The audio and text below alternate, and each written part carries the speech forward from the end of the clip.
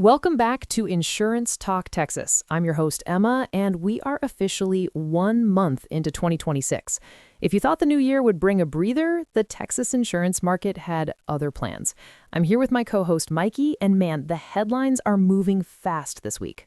They really are. We've got new laws, a major leadership change at the state level, and a ticking clock on building codes that's going to affect every homeowner from Plano down to the coast. It's a lot to unpack, but that's why we're here. Before we get into the heavy lifting, today's show is brought to you by Schell Insurance.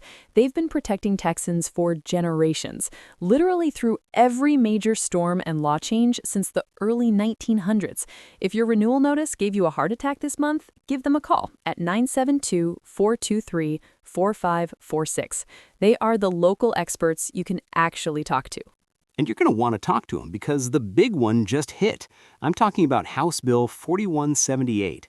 For the first time in 15 years, Texas has officially raised the minimum liability limits for auto insurance. This is the headline of the year for drivers. We've been living in a 30, 60, 25 world since 2011. But as of January 1st, 2026, those numbers are gone. The new floor is 50, 100, 40. That's 50,000 for one person, 100,000 for the whole accident, and 40,000 for property damage. I can hear the listeners now. Why does the state care how much insurance I have? Well, look at the math. In 2011, you could buy a decent sedan for $18,000. Today, $40,000 barely covers a base model SUV. If you hit a new truck in Dallas and you only have $25,000 in property damage, you're personally on the hook for the rest. That's the gap of doom we always talk about. And it's not just the cars, it's the medical bills. A single helicopter transport or a week in the ICU can blow past $30,000 in an afternoon.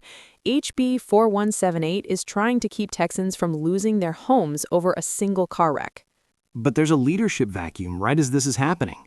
Did you see the news from the TDI? Commissioner Cassie Brown just announced her retirement effective February 2nd. She's been steering the ship for over 4 years, overseeing a market that is now the second largest in the entire country, nearly $300 billion. That is massive shoes to fill. Whoever Governor Abbott appoints next is going to be walking into a firestorm of rate increases and climate challenges. It's a reminder that insurance isn't just a bill you pay. It's a highly regulated, politically charged industry that affects your wallet every single day.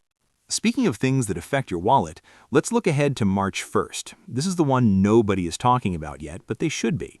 The Texas Department of Insurance is officially adopting the 2024 International Residential and Building Codes.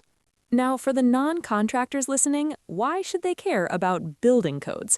Because after March 1st, any new construction or major repair, like a roof replacement after a hailstorm, has to meet these new, stricter 2024 standards. Exactly. These codes are designed to make homes more wind and hail resistant. That sounds great, right? And it is. It means your house is safer. But it also means the cost to build or repair is going up. If your current insurance policy doesn't have ordinance or law coverage, you might get a check for the old way of building, while the city requires you to build the new, more expensive way. That's a huge gotcha for homeowners. If you're in Collin County and a hailstorm peels off your roof in April and you're not covered for these 2024 code upgrades, you could be paying thousands out of pocket just to meet the new legal standards. This is exactly why you need an audit. Don't wait for the storm. Which leads us to our Insurance Talk Texas action plan for the week. Step 1, check your auto limits. If your policy renewed this month and you're still seeing 30/60 on your card, you need to talk to Schell Insurance immediately. You want to make sure you're compliant and, more importantly, protected. Step 2, ask your agent specifically about ordinance or law coverage for your home. With the March 1st deadline looming, you want to make sure your policy will pay for those 2024 code upgrades.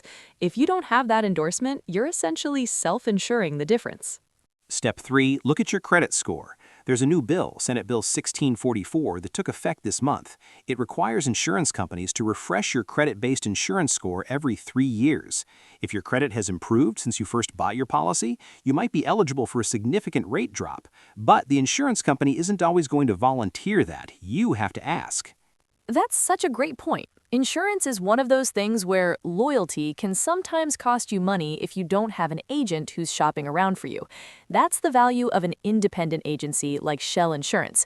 They're not tied to one company, they're tied to you. So if you're feeling overwhelmed by the 50-100 hike, the new building codes, or your rising premiums, give the team a call, 972-423-4546, or just head over to ShellInsurance.com. They've seen every market cycle Texas has had over the last century, and they'll get you through this one too. We covered a lot today, folks. From the $50,000 liability floor to the 2024 building codes, the message is clear. 2026 is the year of read your policy. And if you don't want to read it alone, we're here for you. Stay safe, stay covered, and we'll see you next week on Insurance Talk Texas.